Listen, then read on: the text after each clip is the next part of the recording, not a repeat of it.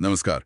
आज हम शेयर बाजार के तकनीकी विश्लेषण मतलब टेक्निकल एनालिसिस की जो बुनियादी सोच है उसमें थोड़ा गहराई से उतर रहे हैं। हमारे पास इससे जुड़े कुछ दिलचस्प विचार हैं। कुछ कोशिश ये समझने की है कि आखिर ये टेक्निकल एनालिस्ट सोचते कैसे हैं, मतलब बाजार को किस नजरिए से देखते हैं। हाँ, और इसकी जड़ें वो चार्ल्स डाउ के काम में मिलती हैं। काफी पहले की बात है। उन्होंने दो मुख्य बातें कही थी जो आज भी आप कह सकते हैं कि तकनीकी विश्लेषण की नींव है। चार्ल्स डाउ, हाँ, सुना है। तो क्या थी वो दो मुख्य बातें? पहली तो ये कि बाजार कुशल होते हैं। Markets are efficient. बाजार कुशल होते हैं, अच्छा। मतलब शेयर की कीमत में उस वक्त की सारी जानकारी, जैसे कंपनी कैसी चल रही है, बाजार का मूड कैसा है, वो सब। हाँ हाँ, बिल्कुल। यही आइडिया है कि कीमत में सब कुछ रिफ्लेक्ट हो जाता है। और उनकी दूसरी जो बहुत जरूरी धारणा थी वो ये कि कीमतें एक ट्रेंड में चलती हैं, एक रुझान में चलती हैं। रोज तो इतना ऊपर नीचे होता है बाजार, वो रैंडम नहीं लगता। लगता है, बिल्कुल लगता है। रोज के उतार चढ़ाव बेतरतीब लग सकते हैं, पर डाओ का मानना था कि लंबे समय में देखें तो कीमतें एक दिशा पकड़ लेती हैं, एक पैटर्न बनाती हैं। अच्छा, दिलचस्प है। तो ये डाउ की दो बातें हो गई, ये तो हो गई बुनियाद। लेकिन आज के जो विश्लेषक हैं वो इसे कैसे आगे बढ़ाते हैं? मतलब क्या इन्हीं विचारों पर काम होता है? हाँ, इन्हीं पर। आज के विश्लेषक, आप कह सकती हैं, इन्हीं विचारों को तीन मुख्य धारणाओं में देखते हैं। पहली है, बाजार सब कुछ पचा लेता है। The market discounts everything.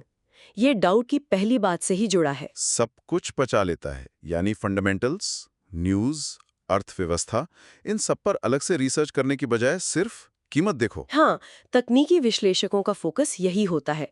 उनका मानना है कि कीमत ही सब कुछ बता रही है। उनका ध्यान सिर्फ प्राइस मूवमेंट पर होता है।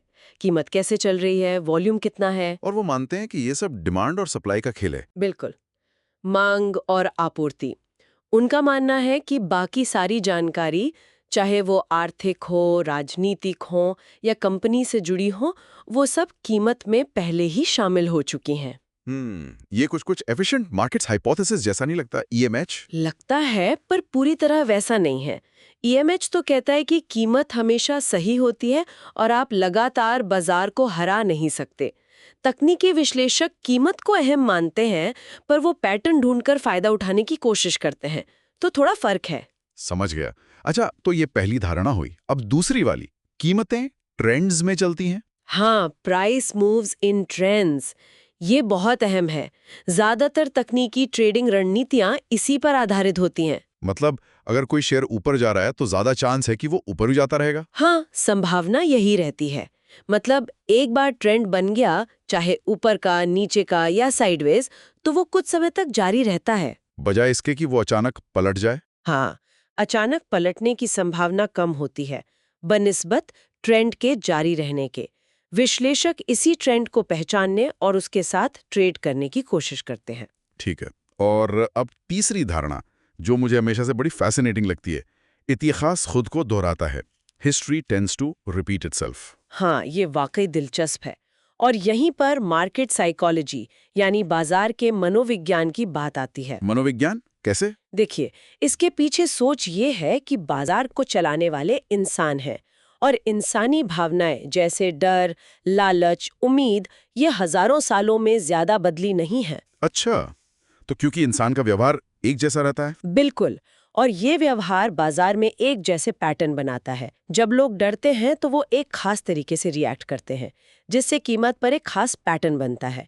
जब लालच हावी होता है तो पैटर्न अलग होता है। तो ये जो चार्ट पैटर्न्स होते हैं, head and shoulders, double top वगैरह, वो इसलिए काम करते हैं क्योंकि वो इंसानी फितरत को दिखाते हैं। हाँ, तकनीकी विश्लेषक यही मानते हैं कि ये पैटर्न्स आज भी उतने ही प्रासंगिक हैं जितने 100 साल पहले थे, क्योंकि इंसानी भावनाएं वैसी ही हैं और वो इन पैटर्न्स का अध्ययन करके भविष्य के मूव्स का अंदाजा लगाने की कोशिश करते हैं। तो फिर संक्षेप में कहें तो तकनीकी विश्लेषण मानता है कि 1.